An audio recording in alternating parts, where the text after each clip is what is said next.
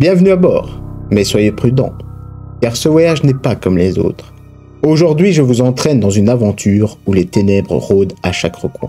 Après un saut dans l'inconnu, nos protagonistes se retrouvent coincés dans une jungle aussi oppressante qu'étrange. Entre visions terrifiantes et dangers, l'ombre d'une entité maléfique continue de les hanter. Préparez-vous à plonger au cœur de l'étrange, là où l'inconnu se mêle à la réalité.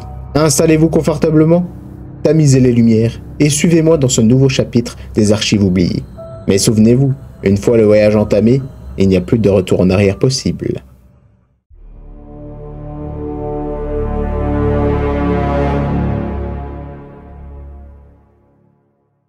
Les souvenirs du train hantaient encore Jonas et Mathilde alors qu'ils se retrouvaient au cœur d'une jungle oppressante et luxuriante. L'air était lourd, saturé d'humidité, et chaque souffle semblait imprégner leurs poumons d'une épaisse brume végétale. Les derniers événements jouaient en boucle dans leur esprit. L'entité d'ombre, les archéologues disparus un à un, le combat pour leur survie. Et maintenant, ce monde étrange comme arraché à un cauchemar.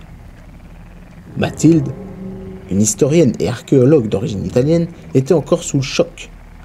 Elle avait dédié sa vie à la recherche et à l'analyse des vestiges anciens, mais rien, pas même les récits les plus obscurs des mythes qu'elle avait étudiés, ne l'avait préparée à une telle réalité. Sa silhouette fine et son regard fatigué trahissaient son épuisement. Mais une lueur de détermination brillait encore dans ses yeux. Quant à Jonas, ce simple employé au quotidien banal, son esprit logique était sur le point de se briser sous le poids des visions horrifiques qu'il venait d'endurer.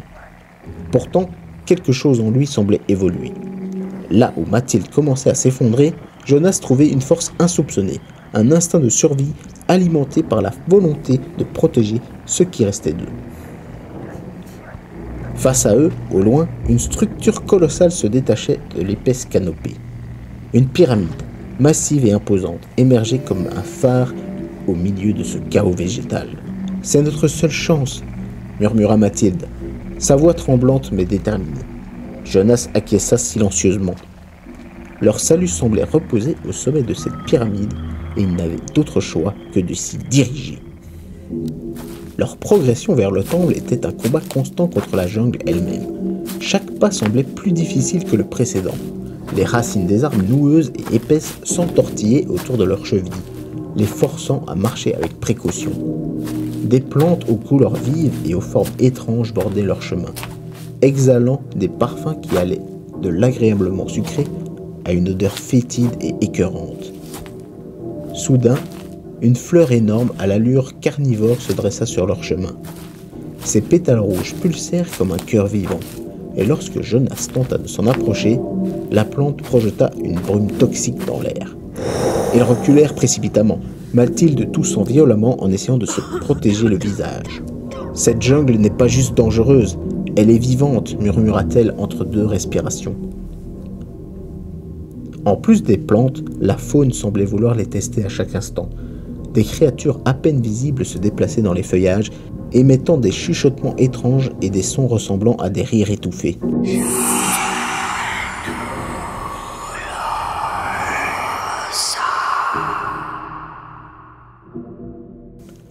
Une fois, ils aperçurent une silhouette gigantesque au loin, une sorte de colosse reptilien dont la seule vision fit trembler Mathilde de la tête aux pieds. Au cours de leur périple, les visions s'intensifièrent. À plusieurs reprises, Jonas fut pris de vertige, alors que des images s'imposaient à son esprit. Des corps se tordant dans des souffrances indicibles, des murmures qui semblaient venir de tous côtés à la fois, et le visage de l'entité qu'ils pensaient avoir laissé derrière eux dans le train. Mathilde, quant à elle, semblait ravagée par les cauchemars. Une fois, elle s'effondra au sol, en proie à des hallucinations. « Ils sont là, Jonas! Je les vois! Ils me regardent! Les autres! Éloi! Ils m'appellent !» Jonas la secoua doucement pour la ramener à la réalité, mais son regard vide en disait long sur la pression qu'il subissait. Après des heures de marche interminables, une structure inattendue apparut à travers les arbres. Un phare. L'édifice en ruine semblait tout droit sorti d'un autre monde ou d'un autre temps. Son architecture métallique et industrielle détonnait complètement avec la jungle environnante. En s'approchant, ils remarquèrent les traces d'une bataille. Les murs étaient éventrés et des marques de griffes gigantesques s'étendaient sur les structures restantes. Une odeur de sel marin imprégnait l'air, bien que la mer fût absente de cet univers étrange. Jonas trouva un vieux journal, trempé et jauni, dans un recoin du phare. Les pages racontaient l'histoire d'un gardien de phare, terrifié par une créature marine qu'il décrivait comme une horreur sans fin. À travers les indices, Mathilde identifia une localisation dans leur monde. Ce phare existe bel et bien quelque part. C'est un indice, Jonas. Peut-être qu'un jour, nous devrons y aller, dit-elle, sa voix à peine audible alors qu'elle serrait le journal contre elle. Jonas hocha la tête, pensif. Alors qu'il quittait le phare, une créature les attaqua.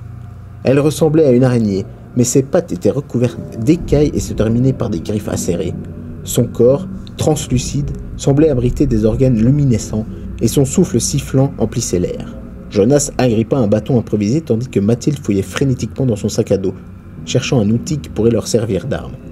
La créature bondit sur eux, et Jonas eut tout juste le temps de parer l'attaque. Le combat fut brutal et désespéré. Mathilde réussit à planter un pieu dans l'abdomen de la créature, provoquant un cri strident. Jonas, profitant de l'ouverture, frappa de toutes ses forces jusqu'à ce que l'araignée monstrueuse cesse de bouger. Essoufflés et couverts de blessures superficielles, ils continuèrent leur chemin, le poids de leur survie pesant sur leurs épaules. En atteignant enfin le temple pyramidal, une sensation d'espoir mêlée d'effroi les envahit. L'entrée massive semblait les accueillir, mais une série d'énigmes gravées sur les murs leur barrait la route. Mathilde, reprenant son rôle d'historienne, analysa les inscriptions. Ces symboles, ils décrivent un rituel, une combinaison précise à suivre pour activer un mécanisme. Jonas l'aida à manipuler les structures décrites dans les textes, suivant ses instructions à la lettre. Après plusieurs essais infructueux et une tension croissante, un grondement sourd résonna dans le temple. Le sol trembla et une lumière étrange jaillit du puits central. En franchissant le portail lumineux, Jonas et Mathilde furent projetés dans un tourbillon de sensations et de visions. Quand ils reprirent leurs esprits, ils étaient dans les toilettes de la gare. Le silence était écrasant après la cacophonie de l'autre monde. Mathilde regarda Jonas, des larmes de soulagement coulant sur ses joues. Jonas, quant à lui, resta silencieux, son regard rivé sur ses mains tremblantes. Mais au fond de leurs esprits, une question demeurait. Avaient-ils vraiment échappé à cet enfer, ou cela ne faisait-il que commencer ?